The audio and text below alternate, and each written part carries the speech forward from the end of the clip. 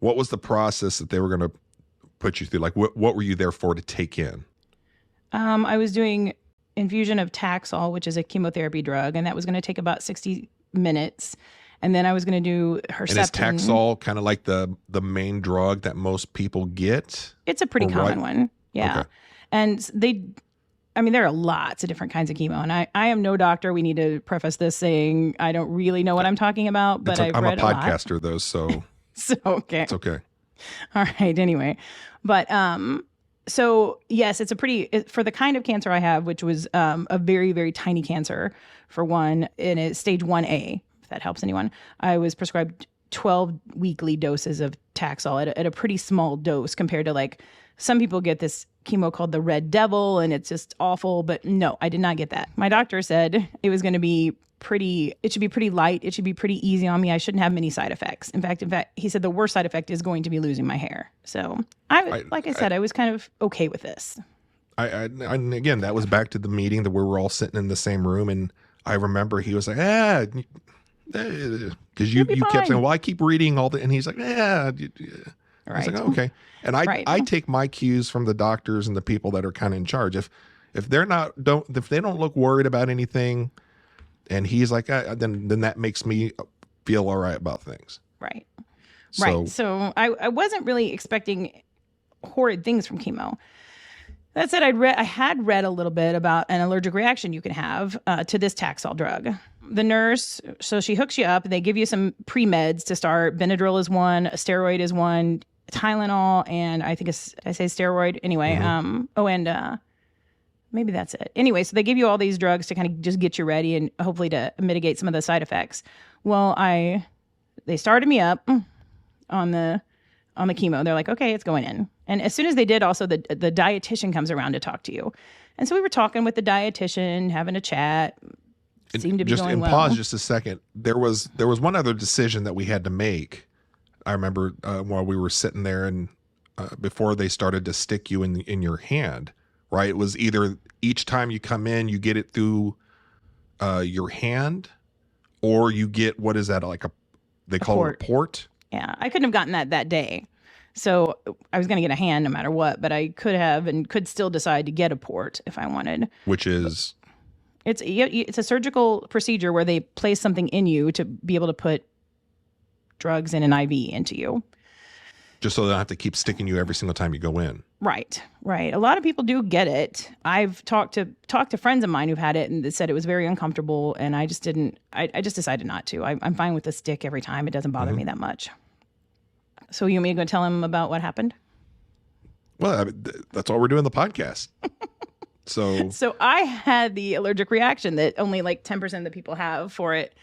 I was sitting there talking to the dietitian, and you were kind of chiming into a little bit because we were talking about your garden and all the veggies that we get from it. All of a sudden, like my face started. We were stretching the truth is what we were saying as far as how good we eat. And I do think we eat better than the average people that we know. I'm sure we do. But, we do get a lot more veggies than most people that we know. But we eat plenty of bad stuff too. Well, sure. I hadn't got to that point. We just weren't focusing in on that with the dietitian. Right. So anyway, all of a sudden my face started feeling flush. It started feeling hot. Like, I don't know, like I assume this has happened before. Like maybe you ran a really, really hard race in the outside. So it started feeling really hot. And then my top of my head started burning. And at that point I was like, yeah, I think we need to get a nurse. And one of you, I think you or the dietitian, grabbed the nurse. And it's a little bit of a blur what happens after here, but well, maybe not to you. You started saying you were getting hot and red, and I just having lived with you and dealing with you and travel and everything, you get hot and red everywhere we go. You complain about the air conditioning everywhere we go. True. Every hotel there's an issue. True. So I'm just like, oh, for Christ's sake. I remember you saying, "Oh, she has rosacea. She's fine." Well, so the dietitian, it's just me, the dietitian, and Amy. Right. And Amy's like, "Oh, I'm hot," and the dietitian looks at me. She goes, "Is she normally that red?" I was like, "She's got rosacea." I was like, and I said it like I was like, "We've been dealing with it for forever," So I couldn't tell that your face was red, but again, I'm also colorblind. True.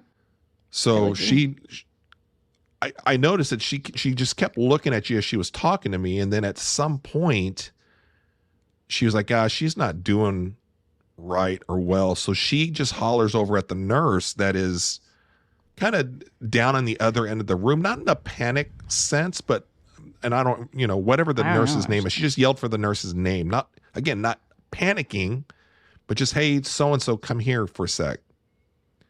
And so the nurse, briskly walks over.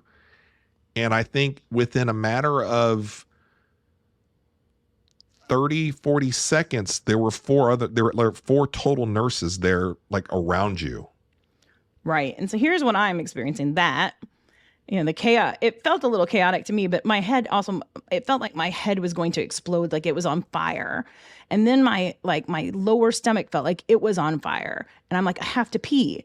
And they wouldn't listen to me. And they're like, not they wouldn't listen to me. They said, we have to get this in you. So they did is they pulled off the Taxol, the chemotherapy drug, and they started injecting me with things to make me not have an allergic reaction. Benadryl, I know, was one. Some steroids, I think. I don't know. They identified you were having the allergic reaction. So that was the primary issue to take care of, as opposed to getting you to go to the bathroom. Right.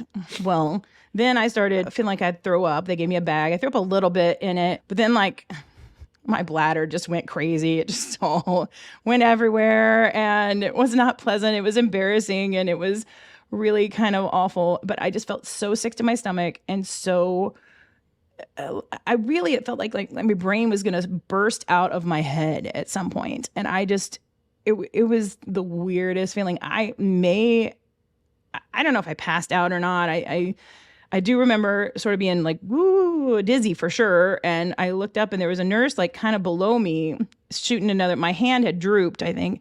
And so she was putting another, something in it, some more medicine. I remember saying, oh my God, more medicine, or more drugs, I think I said. And she's like, we're going to get you, we're going to take care of you. And they did. Within 20 minutes, I was feeling pretty okay. It was almost like a 15-minute ordeal. And they were shooting you up with a bunch of Benadryl, and I don't know what else, but I know they kept saying we need to up the Benadryl or something. Oh, okay. Because the Benadryl that you were on before, when you just started it, when the whole process was going, and they inject you with the Benadryl. Well, Benadryl for me makes me super tired. Like I can go to sleep right away. It made me tired you too. were too. Mm-hmm.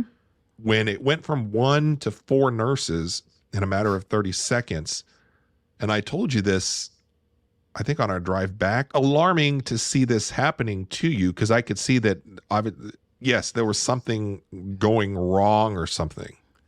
You were having a reaction to, I didn't know at the time it was an allergic reaction or whatever. I didn't know if that was just normal. And this is why everybody says that chemo sucks, having to go through it. Oh man, if that were the case. But I remember all I'm doing as I'm sitting there, again, helpless, because there's nothing that I can do, is I'm reading the faces of every one of the nurses that are there. And as much as they were concerned and very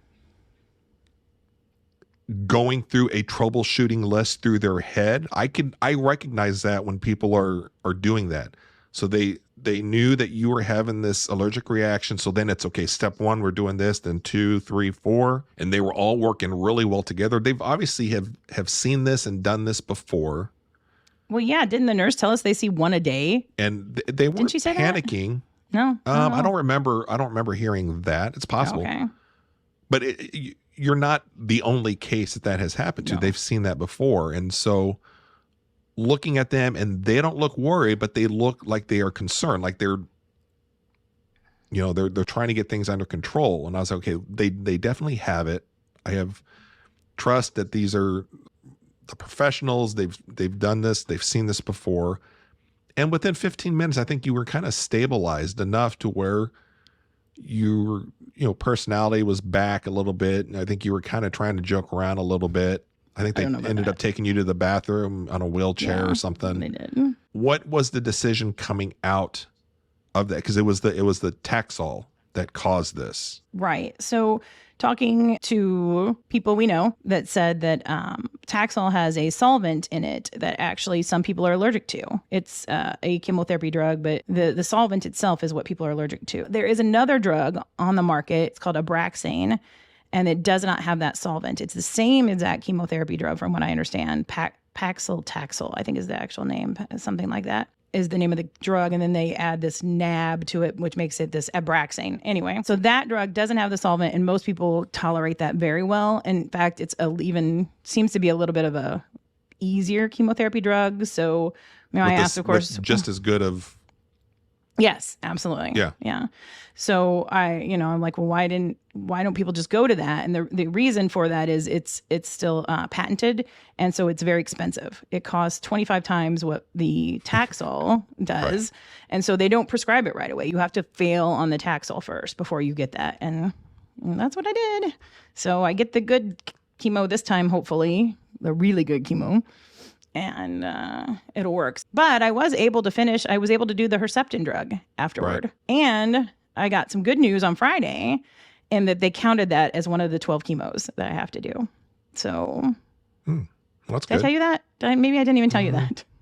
I think when you mentioned something like that to me, I think you were saying you hope that they would count that as one. I was like, why would they hope? You didn't go through the whole thing.